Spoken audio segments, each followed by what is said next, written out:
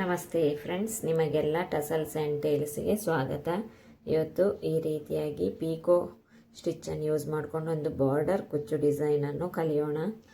ಇದಕ್ಕೆ ನಾನು baby ಕುಚ್ಚನ್ನು ಹಾಕ್ಕೊಂಡಿಲ್ಲ. Baby ಕುಚ್ಚಿನ ಬದಲು ಈ ರೀತಿ ಒಂದೊಂದು ಗೋಲ್ಡ್ ಬೀಡನ್ನು ಹಾಕ್ಕೊಂಡಿದ್ದೀನಿ. ಈ ಡಿಸೈನ್ ಮಾಡಲಿಕ್ಕೆ ತುಂಬ ಈಸಿಯಾಗಿದೆ. ಹೇಗೆ ಮಾಡೋದು ಅಂತ ಕಲಿಯೋಣ ಬನ್ನಿ. ಶುರುವಿಗೆ 6 ಸ್ಟ್ರಾಂಡ್ ಸಿಲ್ಕ್ ಥ್ರೆಡ್ ತೆಗೆದುಕೊಂಡು ಅದಕ್ಕೊಂದು ನಾಟ್ ಹಾಕಿ, ನಾಟ್ ಮೇನ್ ಫ್ಯಾಬ್ರಿಕ್ನ ಬ್ಯಾಕ್ ಸೈಡ್ ಬರುವಾಗಿಟ್ಕೊಂಡು ಒಂದು ಸಿಂಗಲ್ ಕ್ರೋಶೆ ಹಾಕಿಕೊಳ್ಳೋಣ ಈ ರೀತಿಯಾಗಿ. ಇನ್ನು 2 ಚೈನ್ ಸ್ಟಿಚ್ ಹಾಕಿಕೊಳ್ಳೋಣ.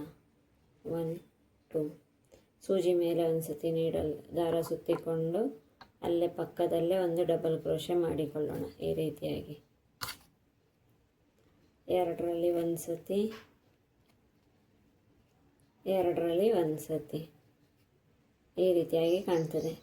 ಇನ್ನೀಗ 3 ಚೈನ್ ಸ್ಟಿಚ್ ಹಾಕಿಕೊಳ್ಳೋಣ. 1 2 3 3 ಚೈನ್ ಸ್ಟಿಚ್ ಹಾಕಿ ಈ 2 ಕಂಬಗಳ ಗ್ಯಾಪ್ ಇದೆ ಅಲ್ವಾ, ಇಲ್ಲೊಂದು ಪೀಕಾಟ್ ಮಾಡಿಕೊಳ್ಳೋಣ ಈ ರೀತಿಯಾಗಿ.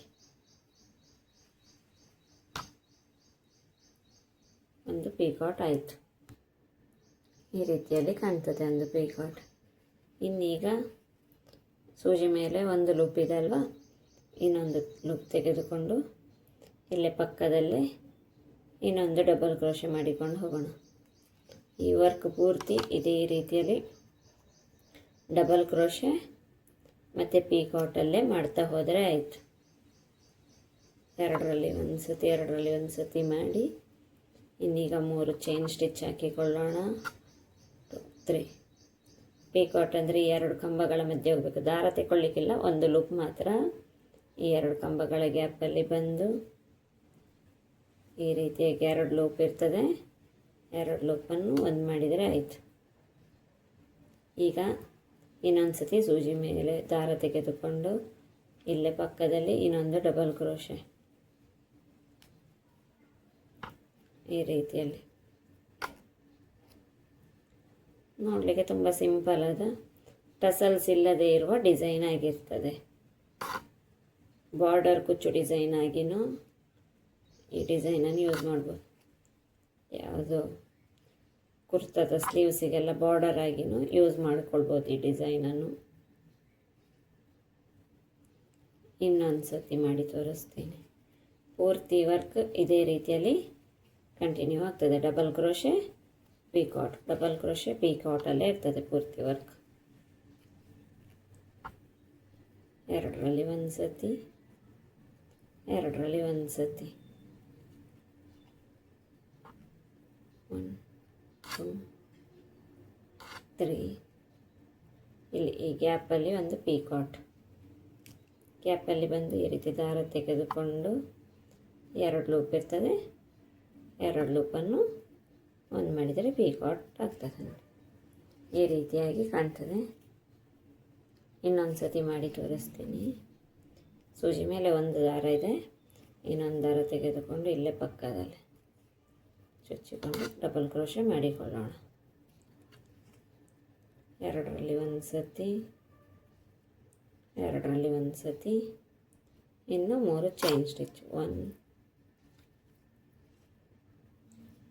2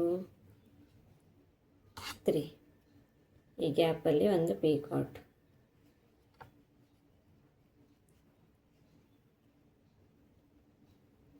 ಇದೇ ರೀತಿಯಲ್ಲಿ ವರ್ಕ್ ಕಂಟಿನ್ಯೂ ಆಗ್ತದೆ. ನಾನು ಎಂಡ್ ಹೇಗೆ ಮಾಡೋದು ಅಂತ ಮತ್ತೆ ತೋರಿಸ್ತೀನಿ. ಈಗ ಪೀಕಾಟ್ಗಳು ಇಷ್ಟ ಆಗಿದೆ ನೋಡಿ. ಈಗ ಕೊನೆಯ ಪೀಕಾಟ್ ಮಾಡಿಕೊಳ್ಳೋಣ.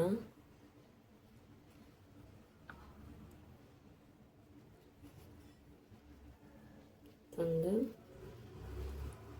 2ರಲ್ಲಿ ಒಂದು ಸತಿ, 2ರಲ್ಲಿ ಒಂದು ಸತಿ ಮಾಡಿ ಇಲ್ಲಿ ಪೀಕೋ ಸ್ಟಿಚ್ ಮಾಡಿಕೊಳ್ಳೋಣ. 1 2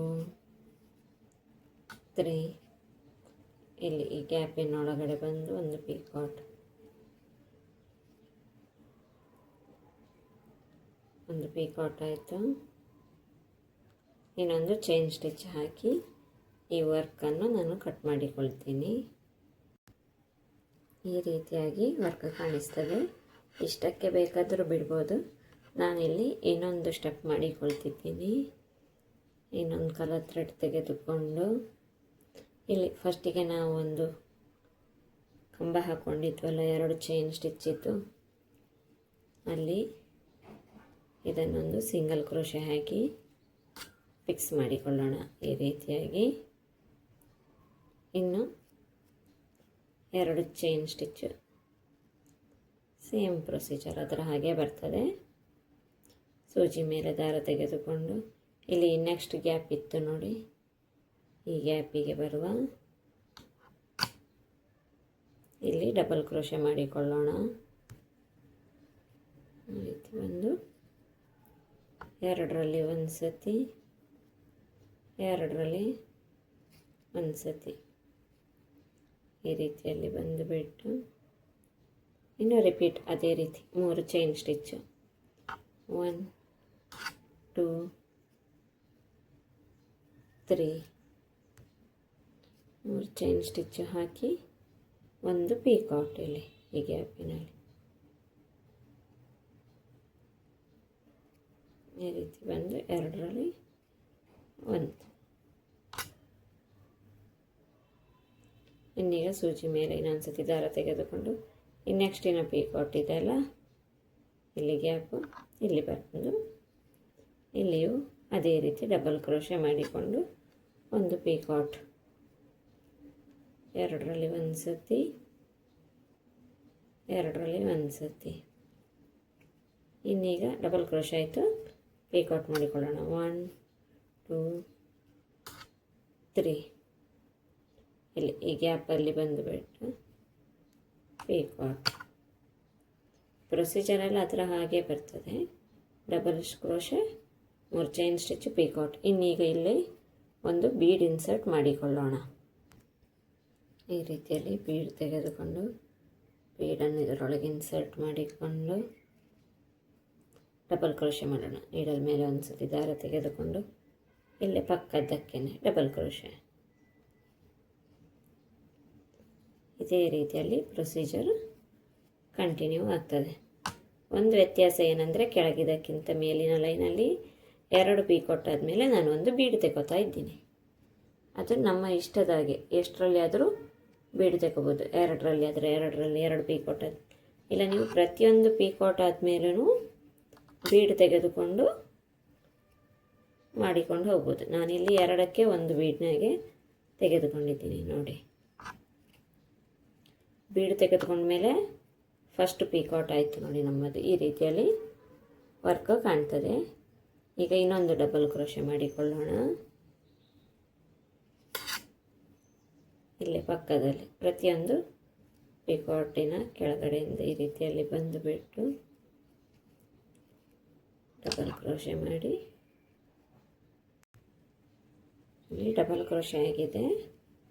ಇನ್ನಿವಾಗ ಪೀಕಾಟ್, 3 ಚೈನ್ ಸ್ಟಿಚ್ ಹಾಕಿ ಒಂದು ಪೀಕಾಟ್ ಈ ರೀತಿಯಲ್ಲಿ.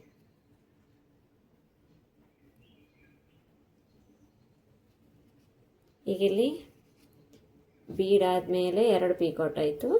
ಈಗಿಲ್ಲಿ ಇನ್ನೊಂದು ಬೀಡ್ ಇನ್ಸರ್ಟ್ ಮಾಡಿಕೊಳ್ತೀನಿ ನಾನು. ಈ ರೀತಿಯಲ್ಲಿ ಬೀಡ್ ತೆಗೆದುಕೊಂಡು, ಬೀಡ್ ಲಾಕ್ ಮಾಡಲಿಕ್ಕಿಲ್ಲ, ಡೈರೆಕ್ಟ್ ಸೂಜಿ ಮೇಲೆ ದಾರ ತೆಗೆದುಕೊಂಡು ಪಕ್ಕದ ಪೀಕಾಟ್ ಇತ್ತಲ್ಲ ನೆಕ್ಸ್ಟ್ ಇದು, ಅಲ್ಲಿಗೆ ಇನ್ನೊಂದು ಡಬಲ್ ಕ್ರೋಶೆ. ನೀವಿಲ್ಲಿ ಗೋಲ್ಡನ್ ಕಲರ್ ಬೀಡ್ ಬದಲು ಪರ್ಲ್ ಬೀಡು ತೆಗೋಬೋದು, ಇಲ್ಲ ಯಾವುದಾದ್ರೂ ಕ್ರಿಸ್ಟಲ್ ಕೂಡ ತೆಗೋಬೋದು. ನಿಮ್ಮ ಸ್ಯಾರಿ ಕಲರಿನ ಮೇಲೆ ಯಾವುದು ಬೇಕಾದ ನಿಮ್ಮ ಇಷ್ಟದ ಬೀಡನ್ನು ಚಾಯ್ಸ್ ಮಾಡಿಕೊಂಡು ಮಾಡ್ಬೋದು. ಬೀಡಿಗೊಂದು ಲಾಕ್ ಹಾಕಲಿಕ್ಕಿಲ್ಲ, ಅದೊಂದು ನೆನಪಿಟ್ಕೊಂಡ್ರೆ ಆಯಿತು. ನಾನು ಇದೇ ರೀತಿ ಪೂರ್ತಿ ವರ್ಕ್ ಆದಮೇಲೆ ಲಾಸ್ಟಲ್ಲಿ ವರ್ಕ್ ಹೇಗೆ ಕಾಣಿಸ್ತದೆ ಅಂತ ತೋರಿಸಿಕೊಡ್ತೀನಿ. ಈಗ ವರ್ಕ್ ಈ ರೀತಿಯಲ್ಲಿ ಕಾಣಿಸ್ತಾ ಉಂಟು. ಇನ್ನು ಲಾಸ್ಟಲ್ಲಿ ತೋರಿಸ್ತೀನಿ ವರ್ಕ್ ಹೇಗೆ ಆಗಿದೆ ಅಂತ.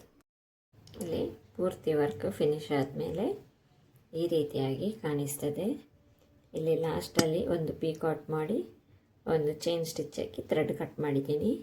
ಇನ್ನು ಇದನ್ನು ಹಿಂದುಗಡೆ ಅದೇ ಕಲರಿನ ಮೇಲೆ ಗ್ಲೂ ಹಾಕಿ ಸ್ಟಿಕ್ ಮಾಡಿಕೊಳ್ಳೋಣ. ವರ್ಕ್ ಈ ರೀತಿಯಲ್ಲಿ ಕಾಣಿಸ್ತದೆ ನೋಡಿ, ತುಂಬ ಸಿಂಪಲಾಗಿ ಎಲಿಗೆಂಟಾಗಿ.